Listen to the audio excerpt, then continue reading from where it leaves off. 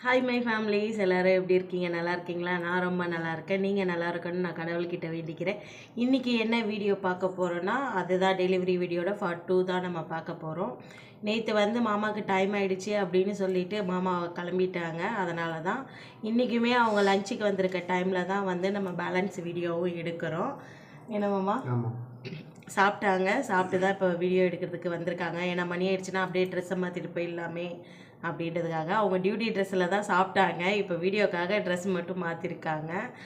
அப்புறம் என் வீடியோ இதுதான் first time பார்க்குறீங்கன்னா please like and subscribe, share பண்ணுங்கள் ஃப்ரெண்ட்ஸ், ஓகேங்களா?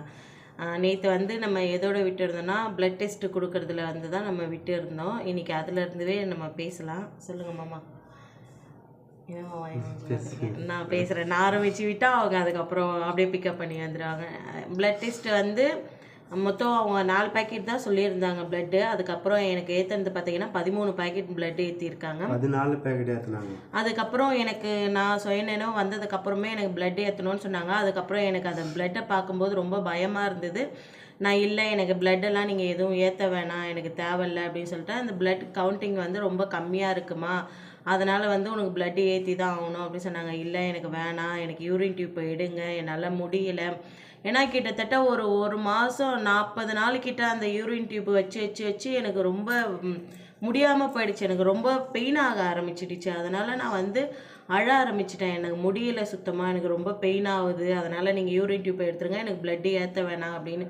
அம்மா அப்பாவுமே திட்டினாங்க. இல்லை பாப்பா, நீ ப்ளட் ஏற்றிக்கோ, அதுதான் உன் உடம்புக்கு நல்லது, இல்லைன்னா உன்னால் முடியாது அப்படின்னு சொல்லிட்டு இருந்தாங்க. எனக்கு தேவையே இல்லை அப்படின்னு சொல்லிட்டு டாக்டர்கிட்டலாம் நான் சண்டை போட ஆரம்பித்து கத்த ஆரம்பிச்சிட்டேன். ஏன்னா ரொம்ப கிட்டத்தட்ட ஒரு 30-40 நாளாக அந்த யூரின் டியூப்பு மாற்றி மாற்றி அவங்க வச்சுருக்காங்கன்னும் போது இன்னுமே யூரின் டியூப்பு காலையில் நான் வலிக்குதுன்னு சொன்னால் காலையில் எடுத்துருவாங்க. திரும்ப பிளட் ஏற்றும் போது வந்து அந்த யூரின் டியூப்பு போட்டு விட்டு போவாங்க. அது ரொம்ப எனக்கு ரொம்ப கஷ்டமாக தெரிஞ்சுது. ரொம்ப வலிக்க ஆரம்பிச்சிருச்சு. அதனால் நான் எனக்கு பிளட்டு ஏற்ற வேணாம் அப்படின்னு சொல்லிட்டு அந்த 14 பேக்கெட்டோட பிளட்டு ஸ்டாப் பண்ணிட்டாங்க ஃப்ரெண்ட். அதுக்கப்புறமா எனக்கு ஸ்டிச்சஸ் போடுற இடத்த வந்து ஒரு ப்ராப்ளம் வந்தது. இப்போவும் அந்த பிரச்சனை இருந்துகிட்டு தான் இருக்குது. ஸ்டிச்சஸ் வந்து சரியா போடலை. மேல் சதை போட்டாங்க. அப்படியே ஒரு இடத்த மட்டும் அந்த இந்த நீட்டு சதை போடுறாங்கன்னா இந்த சைட்லேயும் ஸ்டிச்சஸ் நல்லா இருந்தது. அந்த நடுவில் மட்டும் ஒரு ஸ்டிச்சஸ் வந்து உள்ளே அமுங்கி சதையோட உள்ளேயே அமுங்கி வந்து அந்த நூல் மட்டும் உள்ளேயே போய் மாட்டிக்கிச்சு. அது வந்து அதுக்கு கொஞ்சம் கஷ்டப்பட்டேன்.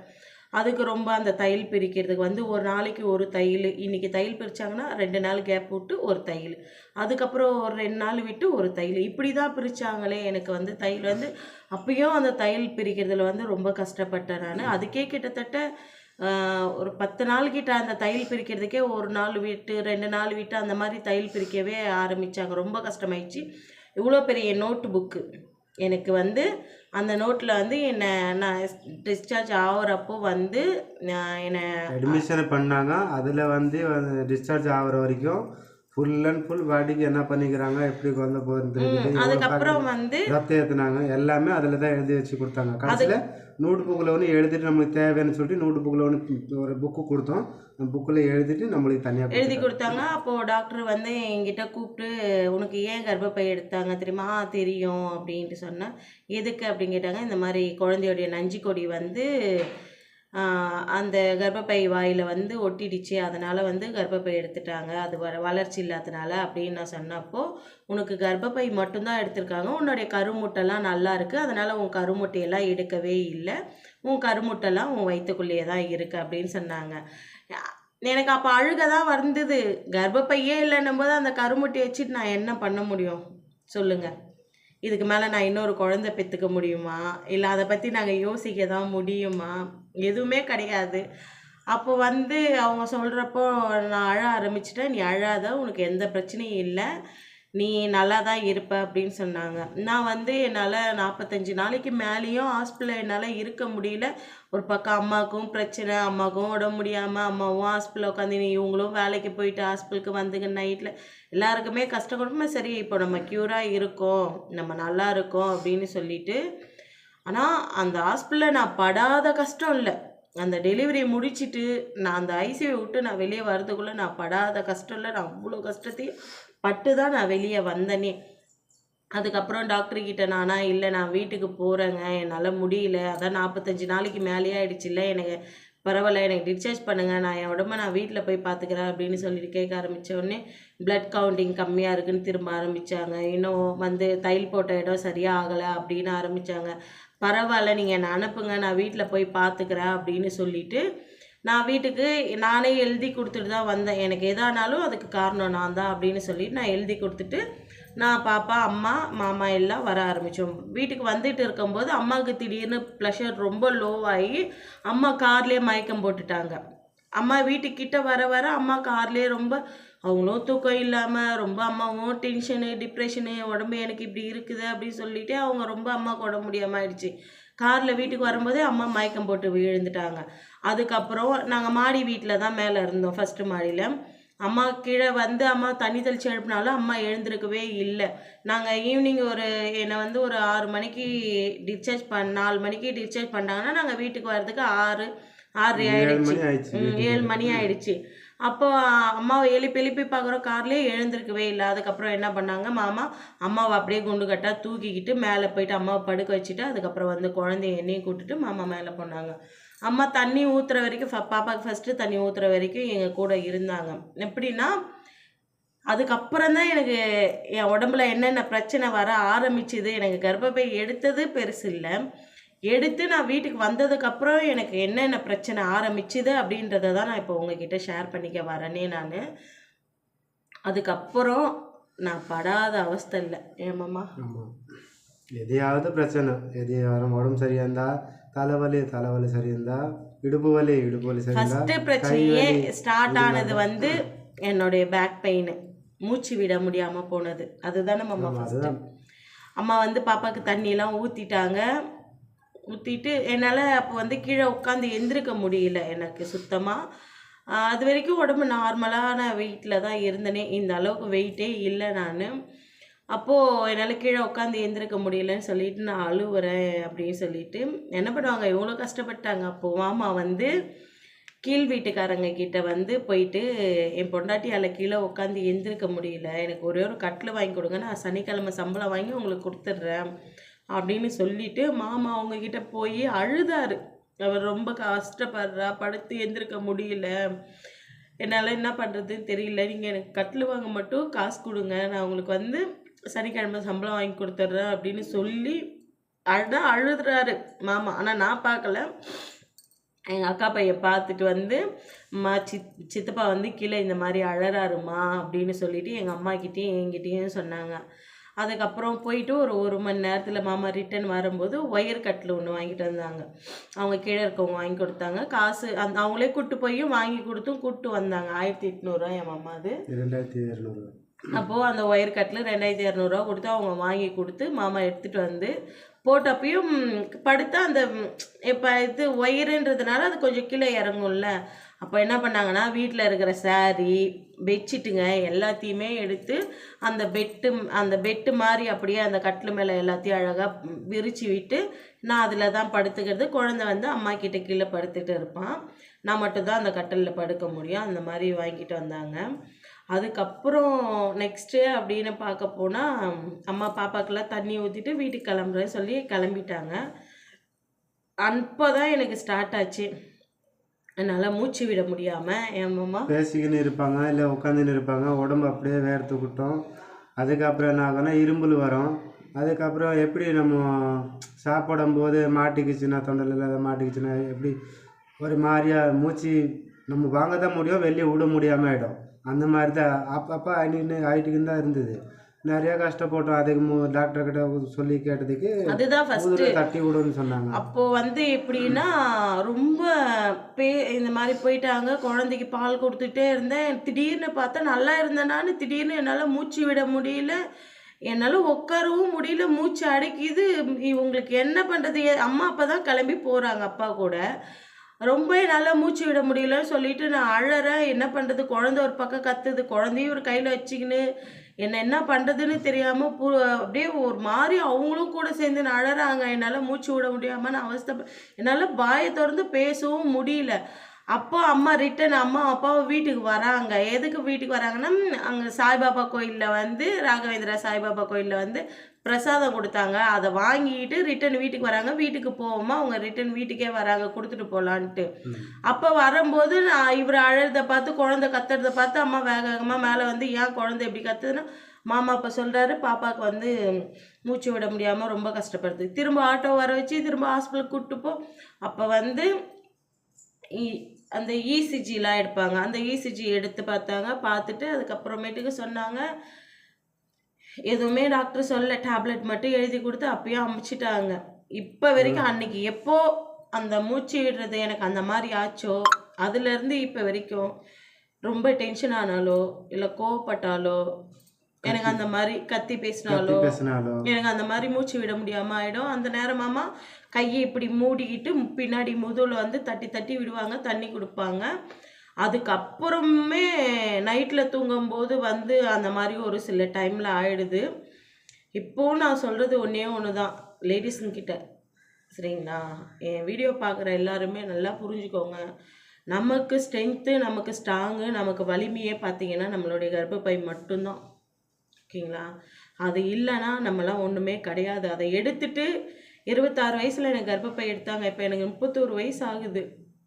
இந்த 5 வருஷத்தில் நான் படாத கஷ்டம் இல்லை, நான் படாத வலி வேதனை இல்லை, படாத அவமானம் இல்லை. அதால் எனக்கு என் குழந்தை பிறந்த உடனே ஒருத்தவங்க வார்த்தை சொன்னாங்க. இந்த குழந்தை பிறக்கும்போதே அம்மாவுடைய கர்ப்பப்பை எடுத்துகிட்டே வெளில வந்துடுச்சு அப்படின்ட்டு. அப்போ என் அம்மா சண்டை போட்டாங்க. பச்சை புள்ள பிறந்த புள்ளி என்ன வார்த்தை சொல்கிறீங்க நீங்கள் அப்படின்னு சொல்லிட்டு. அதுக்கப்புறமும் இப்போவும் இன்னும் வலி வேதனையில் நான் ரொம்ப அனுபவிச்சுட்டு இருக்கேன். மென்சஸ் வராது ஒரு பக்கம் உடம்பு இவ்வளோ பெருசு ஊதி போச்சு, அது ஒரு பக்கம். உடம்பு ஊதுறது கூட பிரச்சனை இல்லை, அதால் வர பிரச்சனைங்க இருக்குது பார்த்தீங்களா? டிப்ரெஷன். நம்மளுடைய டிப்ரெஷன் வந்து நம்ம ஏன் சிரிக்கிறோம், ஏன் அழறோம், ஏன் இப்படி இருக்கோம் எதுவுமே தெரியாது. இதுக்கெல்லாம் நடுவில் நிறைய வலி வேதனையை உங்களுக்கு கொடுத்துட்டாச்சு, நிறைய கஷ்டப்பட்டாங்க.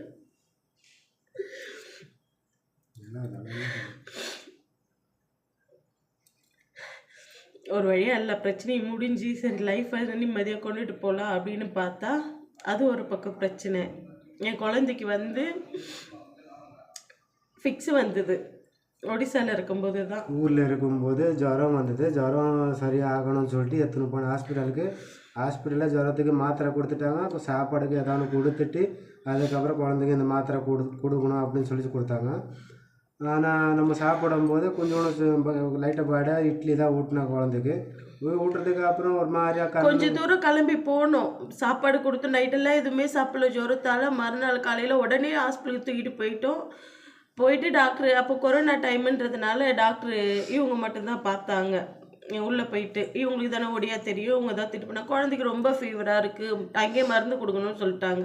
இவர் என்கிட்ட ஒரு வார்த்தை கூட சொல்லவே இல்லை. சொல்லியிருந்தால் அங்கேயே குழந்தைக்கு பாலை கொடுத்து மருந்து கொடுத்துருக்கலாம். வீட்டுக்கு போய் மருந்து கொடுத்துனா தூக்கிக்கிட்டு நாங்களும் வீட்டு போய்ட்டு சரி குழந்தை நைட்லேருந்து எதுவும் சாப்பிடல, ஒரு இட்லியாவது ஊட்டலான்னு பார்த்தா எதுவுமே குழந்தை நாங்கள் எங்கள் வீட்டிலேருந்து தூக்கிட்டு போகும்போதே குழந்தைக்கு கொஞ்சம் கொஞ்சமாக கான்சியஸ் போகுது.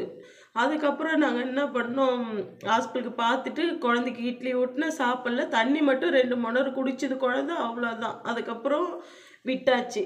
ஹாஸ்பிட்டலுக்கு நாங்கள் ஹாஸ்பிட்டல்லேருந்து ஒரு கொஞ்சம் தூரம் தான் போயிருப்போமே, 1 கிலோமீட்டர் போயிருந்தோம், அவ்வளோதான் போயிருப்போம். 1 கிலோமீட்டர். நான் அப்போ சொல்கிறேன் மாமா கிட்ட, நீங்கள் தம்பி பிடிச்சிக்கோங்க மாமா, நான் வண்டி ஓட்டுறேன் அப்படின்னு நான் சொன்னேன். இல்லைம்மா நீயே தம்பி வச்சுக்கணும் உட்காந்துக்கோ, நான் வண்டி ஓட்டுறேன்னாங்க. அப்படியே என் கையில் குழந்தை இப்போவும் எனக்கு என் குழந்தைக்கு ஃபிக்ஸ் வந்தது என் கண்ணு முன்னாடியே நிற்கிது. என்ன அவன் வந்து ஒரு மாதிரி பண்ணான். எங்களுக்கு எல்லாமே அவன் மட்டும்தான். ஏன்னா அவ்வளோ கஷ்டப்பட்டு அவனை நான் பெற்றேன். அவனுக்கு ஃபிக்ஸ் வரும்போது மாமாட்ட சொல்கிறேன், மாமா ஹாஸ்பிட்டலுக்கு வண்டி திருப்பு, குழந்தைக்கு ஃபிக்ஸ் வருது. எனக்கு புரியவே இல்லை. அப்போ என்ன ஏன் இப்படி பண்ணுற, கண்ணுகிட்டெல்லாம் ஒரு மாதிரி ஆயிடுச்சு. அவனை திரும்ப வண்டி திருப்பிக்கிட்டு அதே பக்கம் நாங்கள் போன ரோட்லேயே திரும்ப ரிட்டர்ன் போகிறோம். பைபாஸ்லேயே போன ரோட்டில் அப்படியே அதில் ரிட்டர்ன் பண்ணால் எதிர்க்க வண்டி வேறு வருது, லாரிங்களாம் வருது, பஸ்ஸு வருது. பரவாயில்லன்னு சொல்லிட்டு நான் ஒரு பக்கமாக ஸ்பீடாக போய்க்கின்னு இருக்கிறேன். போயிட்டு டர்னிங்கில் வண்டி திருப்பிட்டு குழந்தைய தூக்கிட்டு நாங்கள் உள்ளே ஓடுறோம். நர்ஸ் வந்து சட்டையை கழட்டிட்டு குழந்தையோடைய வயிற்ற போட்டு கிள்றாங்க 2 பக்கமும். குழந்தை அப்படியே ஒரு மாதிரி பண்ணுறான். அவங்க கிள்ற குழந்தை அப்படியே அந்த இடத்தையே பேம்பர்ஸ் போட்டு இருந்தோம், அதுலேயே மோஷன் போயிட்டான், அதுலேயே வந்து யூரினும் ஃபுல்லாக போயிட்டான். அப்புறம் நாங்கள் போயிட்டு பாத்ரூம்குள்ளே போயிட்டு அதை கழட்டிட்டு வந்ததுக்கப்புறம் அதுதான் ஃபஸ்ட் டைம் என் குழந்தைக்கு ஒரு சிரப்பு, ஒரே ஒரு டேப்லெட்டு, ஃபிக்ஸ் மாத்திரை. அதுலேருந்து இப்போ வரைக்கும் என் குழந்தைக்கு நான் ஃபிக்ஸ் மாத்திரை கொடுத்துக்கிட்டு இருக்கேன். ஜுரம் வராமல் பார்த்துக்கணும். நாங்கள் ஊருக்கு போயிட்டு ரிட்டர்ன் சீக்கிரம் வந்துடுறது மெயின் காரணமே அவனுக்கு மட்டும்தான். அவனுக்கு 7 வயசு வரைக்கும் ஃபிக்ஸ் வராமல் பார்த்துக்கணும் அப்படின்னு சொல்லிட்டாங்க டாக்டர். சின்னதாக ஜுரம் வந்தால் கூட அவனால் தாங்கவே முடியாது. அவனால் முடியுதோ இல்லையோ எங்களால் முடியாது. அவனுக்கு ஃபிக்ஸ் மாத்திரை கொடுக்கணும், அவனுக்கு ஜுரம் மாத்திரை, ஜுரம் கண்ட்ரோல் பண்ணணும். ஜுரம் மாத்திரை கொடுத்தும் கண்ட்ரோல் ஆகலைன்னா அவனுக்கு வந்து மோஷன் போகிற இடத்த வந்து டேப்லெட் வைப்பாங்க. ரொம்ப கஷ்டப்பட்டான். அவன் பிறந்தும் இப்போ தான் இந்த அம்மை போட்டு இருக்கும்போது கூட ஒரு கண்டினியூவாக ஒரு 3 நாள் குழந்தை சோறு தண்ணியே இல்லாமல் ஃபிக்ஸ் மாத்திரை, ஜுரம் மாத்திரை, ஃபிக்ஸ் மாத்திரை, ஜுரம் மாத்திரை, இதில் தான் குழந்தை இப்படியே தான் இருந்தானே. இந்த ஃபிக்ஸ் வந்து இந்த அம்மை போட்டதுலேருந்து தான் அவனுக்கு உடம்பே கொஞ்சம் நல்லா இருக்குது. எந்த ஒரு இதுவும் இல்லாமல், ஜுரம் இல்லாமல் எல்லாமே இருக்குது. அதே மாதிரி அன்றைக்கி வந்து ரைட் ஹேண்ட் சைடா லெஃப்ட் ஹேண்ட் சைடாப்பா? Right hand side. Right hand side. இந்த சைடு கொஞ்சம் அப்படியே லைட்டாக அம்மிக்கு எனக்கு சரியாக தெரியல, ரைட் ஹேண்ட் சைடா லெஃப்ட் ஹேண்ட் சைடா அப்படின்னு சொல்லிட்டு. அந்த ஹார்ட் இருக்க பக்கம் தான்ப்பா, ஹார்ட் இருக்க பக்கம் அந்த செஸ்டாண்டை வந்து அப்படியே உனக்கு குழியாக இருக்கும். நான் உங்களுக்கு ஒரு நாளைக்கு வீடியோவில் கூட காமிக்கிறேன். அந்த செஸ்ட்டு உள்ளே அமுங்கி போய் அவனுக்கு எந்த இடம் இருக்கிறதே தெரியாது, அப்படியே உள்ளே அமுங்கி போயிருக்கும். ஆனால் அந்த இடத்த அந்த எலும்பு மட்டும் அப்படியே தெரியும். ஆனால் எனக்கு என்ன பயம்னா, என் குழந்தைய நான் ஹாஸ்பிட்டலுக்கு கூப்பிட்டு போய் அதை செக் பண்ண போய் ஏதாவது இருக்குன்னு சொல்லிட்டாங்கன்னா என்னால் தாங்க முடியாது. அப்படின்றதுனால நான் ஹாஸ்பிட்டல் கூட இது வரைக்கும் கூப்பிட்டு போகல. அந்த கடவுள் புண்ணியத்தில், சாய்பாபா புண்ணியத்தில் இப்போ வரைக்கும் எந்த பிரச்சனையும் இல்லை அவனுக்கு. இதுக்கு மேலே இருக்கக்கூடாதுன்னு தான் நான் கடவுளை வேண்டிக்கிறேன். நான் இவ்வளோதான். இந்த ஒரு ரீசனுக்காக தான் வந்து நான் தம்பியை வந்து இங்கே தமிழ்நாட்டில் வச்சுருக்கிறது. இல்லைன்னா நாங்கள் ஒடிசாலேருந்து இங்கே ரிட்டன் வந்து போயிட்டு இருக்க மாட்டோம். நாங்கள் ஒரு வாட்டி வந்து போனால் எவ்வளோ செலவாகும்ன்றது எல்லாருக்குமே தெரியும். இப்போ கூட போயிட்டு கூட வந்தது, சீக்கிரம் வந்துட்டது கூட அவனுக்காக மட்டும்தான். இன்னும் கொஞ்ச நாள் இருந்துட்டு போயிடலாம், உடம்பு சரியில்லாமல் போயிடுச்சுன்னா என்ன பண்ணுறது. அதே மாதிரி பக்கத்தில் ஹாஸ்பிட்டல் இல்லை. எப்படியாவது போனால் ஒரு 10 கிலோ 5 கிலோமீட்டர் தூரம் போகணும், இல்லைன்னா 20 கிலோமீட்டர் தள்ளி கூட போகணும். பேபி ஹாஸ்பிட்டல் போனோன்னா அப்போ 20 கிலோமீட்டர் தள்ளி போகணும். அப்படி இருக்கும்போது அக்கப்பக்கத்தில் இருந்து ஹாஸ்பிட்டல் இல்லாத டைமில் வந்து நம்மளுக்கு கஷ்டமாயிடும். நைட்டில் பகலில் எந்த டைமில் என்ன ஆகும்னு தெரியாது. இல்லை இங்கே என்ன நம்ம இந்த தெருவு இல்லைன்னா அடுத்த தெருவில். ஏன்னா வந்து மாமா வந்து ஊரில் விட்டுட்டு வராத காரணமே இது ஒன்று தான். நைட்டில் வந்து உன்னால் மூச்சு அடிச்சிடுச்சுன்னா வந்து என்ன பண்ணுறது, யார் ஹரி வந்து நிறைய டைம் வந்து ஏஞ்சிட்டு நான் ஏந்திர கூட நான் வேலைக்கு கம்பெனி உண்மையாக சொல்கிறேங்க. அவர் ஏஞ்சிட்டு தட்டி 4-5 வயசு ஆகுது என் குழந்தைக்கு. மாமா சொல்லி கொடுத்து வச்சுருக்காங்களா என்ன ஏதுலாம் எனக்கு தெரியாது. ஒரு சில டைமில் பகலில் நானும் அறியும் வீட்டில் தூங்கும்போது எனக்கு அந்த மாதிரி ஆகிடும். நல்லா தூங்கிட்டே இருப்பேன், மூச்சு விட முடியாமல் மூச்சு ஒரு மாதிரி இழுக்கும் தூக்கத்துலேயே. என்ன பண்ணுறதுன்னு தெரியாது. ஆனால் இன்றைக்கும் என் குழந்தை இல்லைன்னா நான் எப்போயோ செத்துருப்பேன். இந்த மாதிரி எனக்கு ஆனதுனால அந்த மாதிரி ஆகுறப்போ என் குழந்தை எனக்கு முதுவை தட்டி விட்டு உடனே போய் தண்ணி மொண்டுட்டு வந்து கொடுத்து என் நெஞ்சை தடவி விட்டு என்னை எழுப்புவான். இப்போ எத்தனையோ நாள் என் வீட்டுக்காரர்கிட்ட சொல்லியிருக்கான், அம்மாவுக்கு இந்த மாதிரி ஆச்சுப்பா அப்படின்னு சொல்லிட்டு. நாங்கள் பகலில் தூங்கணுன்னா எனக்கு இந்த மாதிரி ஆகிடும். இப்போது அதாவது அடிக்கடிக்கு இல்லை, எப்போயோ ஒரு வாட்டி ஆகிடும் இந்த மாதிரி. அதுக்கப்புறம் இந்த ஒரு ரீசனுக்காக தான் மாமாவுமே என்னை ஊரில் வந்து நீ தனியாக படுத்தனா உனக்கு இந்த மாதிரி ஆயிடுச்சுன்னா வந்து யார் உன்னை பார்த்துப்பா அப்படின்னு சொல்லிட்டு இது பண்ணுவாங்க. அது ஒன்று. அதுக்கப்புறம் வந்து அடிவயிறு வந்து அந்த தையல் போட்ட இடம் சரியாகலை அப்படின்னு சொன்னேன்னா அதுலேருந்து நீர் கசிகிறதுனால வந்து வயிறு வந்து ஒரு 15 நாளைக்கு ஒரு வாட்டி, இல்லை வாரத்தில் 2 வாரத்துக்கு ஒரு வாட்டி, ஒரு வாரத்துக்கு ஒரு வாட்டி வயிறு வந்து க்ளீன் பண்ணணும். அப்படி க்ளீன் பண்ணால் ஒரு மாதிரி ஸ்மெல் அடிக்கும். எனக்கே என்ன பிடிக்காது. இவ்வளோ விஷயம் இருக்கு.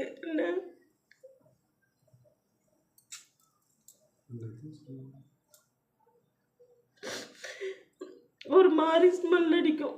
அப்பா ஹரி சொல்லுவான், அம்மா நீ வயிறு க்ளீன் பண்ணிட்டியாம்மா, நான் தடிக்குதும்மா அப்படின்னு சொல்லும். உடனே நான் மறுநாளே மாமா கிட்ட சொல்லி, இல்லை அன்றைக்கே மாமா கிட்ட சொல்லி வயிறு க்ளீன் பண்ணுவேன்.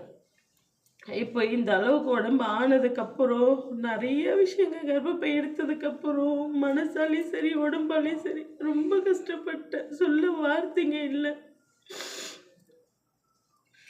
இவ்வளோதான் என்னுடைய டெலிவரி வீடியோ. தயவு செஞ்சு பார்க்குற லேடிஸுங்கெல்லாம் மென்சஸில் ஏதாவது பிரச்சனைனா டாக்டரை பாருங்கள்.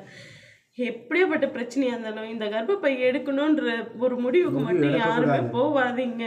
அது ரொம்ப தப்பு. ஏன்னா சில லேடிஸ்லாம் கர்ப்பப்பை தானே எடுத்துட்டா போச்சு அப்படின்னு சொல்லிட்டு அசால்ட்டாக எடுத்துடுறாங்க. எடுத்ததுக்கப்புறம் எவ்வளோ ஒரு வலி வேதனை இருக்கும் அப்படின்னு சொல்லிட்டு அனுபவிக்கிறவங்களுக்கு தான் அதனுடைய கஷ்டம் தெரியும்.